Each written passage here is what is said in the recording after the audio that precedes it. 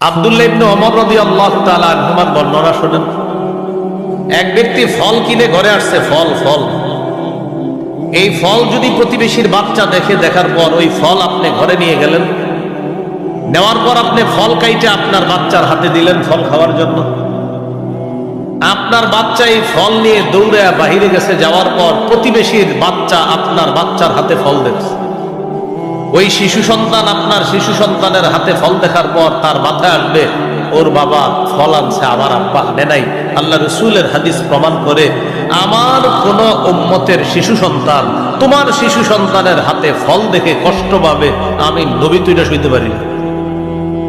তাহলে ফল যেহেতু দেখায় নিছো, তুমি প্রতিবেশীর বাচ্চাকে ফল দাও। আর যদি বলে না দিবা না, তো কালো ব্যাগ দিয়া বা যেমনে পারো ফল ঘরে নাও, যেন প্রতিবেশী বুঝতে না পারে এটার ভিতরে কি আছে। কিন্তু তুমি যখন দেখায় নিছো, পাঠাও। ভাই মনে রাখবেন, এগুলো আমরা মানি না। তরমুজটা গরমকালে, প্রচন্ড গরমকাল, আপনি জানেন আপনার পাশের প্রতিবেশী আপনার চেয়ে একটু দুর্বল, পয়সা গড়িতে দুর্বল, তরমুজ আপনি দেখায় দেখায় ঘরে ঢুকছেন গরমকালে। আচ্ছা বলেন তো, প্রচন্ড গরমে কি মনে চাবে ওনা?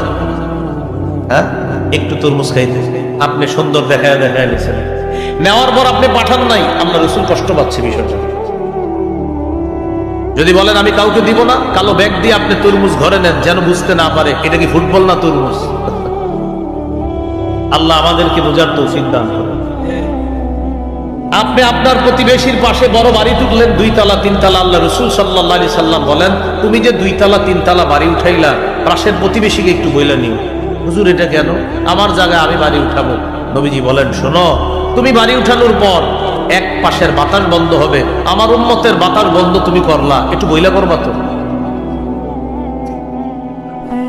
আমার উম্মতের বাতাস বন্ধ করবা এক পাশের, ওরে একটু বইলা নাও। ও তো এতদিন বাতাস গ্রহণ করতো, তুমি বইলা নাও। ভাইজান আমি তো একটা বাড়ি করবো, আপনি কিছু মনে করেন না, আমার তো আসলে এই জায়গায় 3-4টা ছেলে, আমার এই ছেলেগুলোর জন্য আমি বাড়ি বানাতে হবে 3-4 তলা, তাই আপনি কষ্ট নিয়েন না। আমি বাড়ি উঠানোর পর আপনার এক পাশের বাতাস বন্ধ হবে, এই কষ্ট দেওয়ার জন্য আমি অগ্রিম আপনার কাছে ক্ষমা প্রার্থী। উনি কি কষ্ট পাবেন আর আরো খুশি হবে? আল্লাহ রসুল আমাদেরকে মুমিন হওয়া শিখাইলেন, তুমি প্রতিবেশীর সাথে উত্তম আচরণ করো, খাঁটি মুমিন হবা।